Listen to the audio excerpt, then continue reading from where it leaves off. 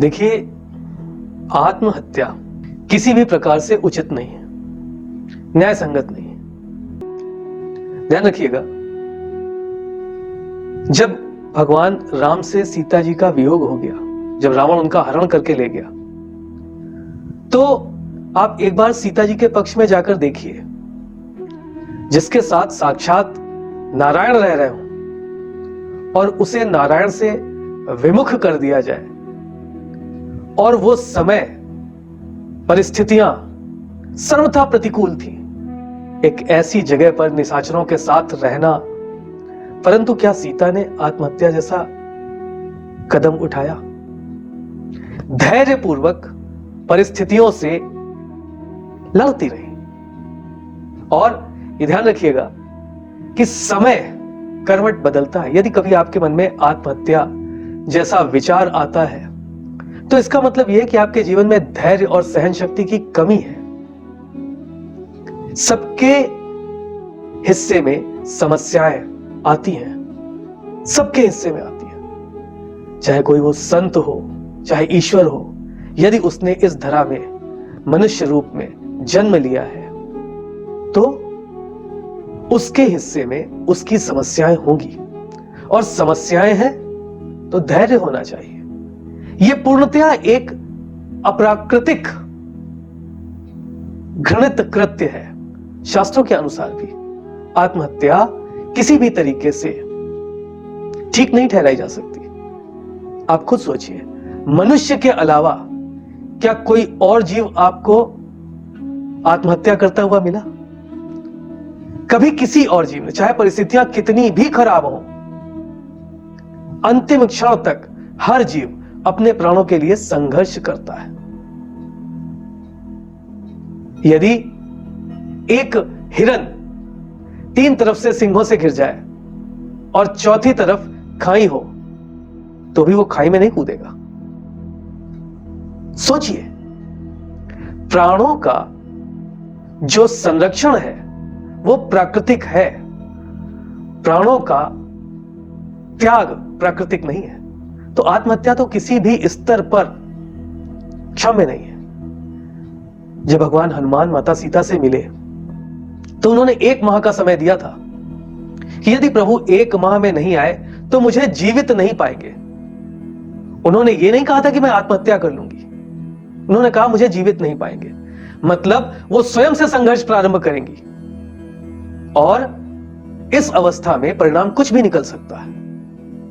तो आत्महत्या किसी भी प्रकार से किसी भी चीज का हल नहीं है। It is not a solution. बहुत ध्यान से बात को समझिएगा।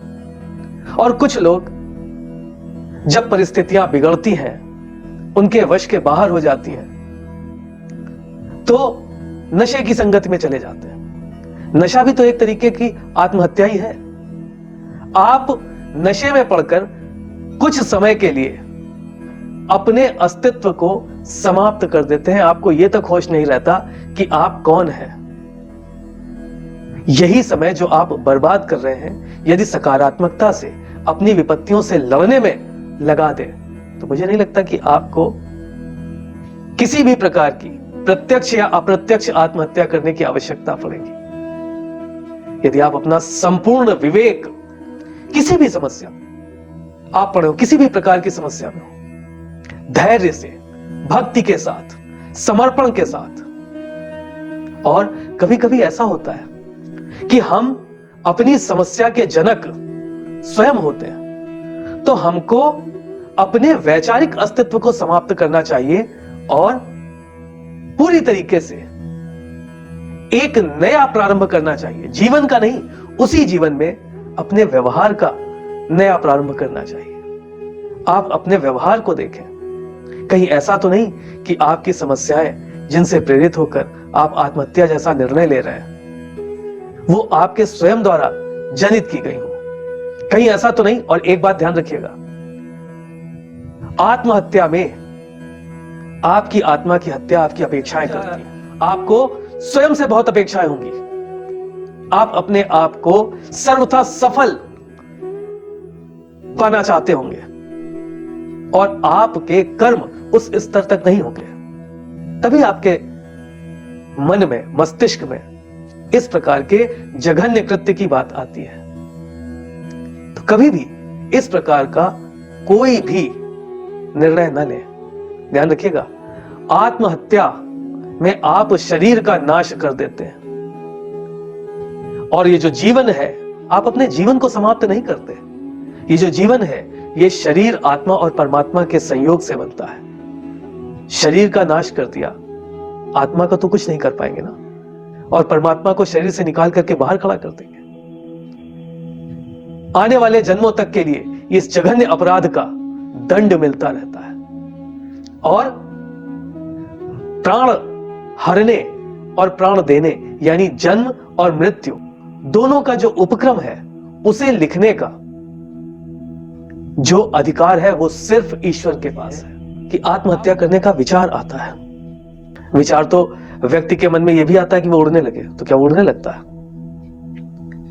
व्यक्ति के मन में विचार आया कि मुझे एक पक्षी की तरह उड़ जाना चाहिए, लेकिन उसे अपनी बाध्यताएं पता होती है ना, धैर्य और विवेक उसका साथ देता है ना। उसी प्रकार से विचार अगर आता है आत्महत्या का, तो आपका विवेक और आपका धैर्य उस विचार को परिणति में बदलने से रोकने के लिए सक्षम होना चाहिए। यदि ऐसा नहीं है तो कमी आप में है। भक्ति कीजिए, प्रयास कीजिए। ध्यान रखिए, मैं हमेशा कहता हूं भक्ति और प्रयास एक दूसरे के पर्याय हैं। तो यदि आप प्रयास कर रहे हैं तो आप इस अवसाद से बहुत जल्द निकल आएंगे। किसी भी प्रकार से ये तर्क संगत नहीं है। और विचारों की बात तो आप ऐसे समझिए कि विचार समुद्र में आने वाली लहरों की तरह होते हैं। आज विचार है कि आत्महत्या कर लेनी चाहिए, कल प्रातः एक नई सुबह लेकर के आई और मन में विचार आया कि अभी जीवन इतना भी बुरा नहीं है, जीना चाहिए। तो किसी भी विचार को स्वीकार करने से पहले समय देने की आदत डालिए। बहुत अच्छा विचार आया तो उसको परिणति में बदलने के लिए भी तुरंत ना उठे, पहले उसके सकारात्मक और नकारात्मक पहलू जांच लें। उसी प्रकार से यदि बहुत बुरा विचार आया, आत्महत्या का विचार आया, तो उसे भी समय दें, क्योंकि जब आप उसे समय देते हैं तो एक नई सुबह आपके जीवन में आकर आपको जीवन का महत्व समझाती है। ध्यान रखिएगा, धैर्य धारण कीजिए। इसका एकमात्र जो निस्तारण है वो धैर्य से निकलता है, और धैर्य आता है भक्ति से, प्रयास से।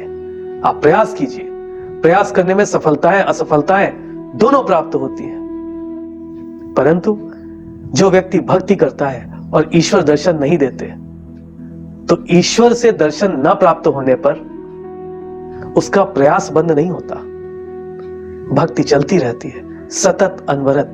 और जन्म और मृत्यु इन दोनों का अधिकार सिर्फ उस परमपिता के पास है। इस प्रकार के घृणित कृत्य करके अपने जीवन को अर्थहीन मत कीजिए और ना दिशाहीन कीजिए। जीवन को अपनी दिशा में चलने दीजिए। ध्यान रखिए, यदि आज आपके पास असफलता है तो निश्चित कल की सुबह में सफलता होगी, यदि आपका प्रयास लगातार जारी है।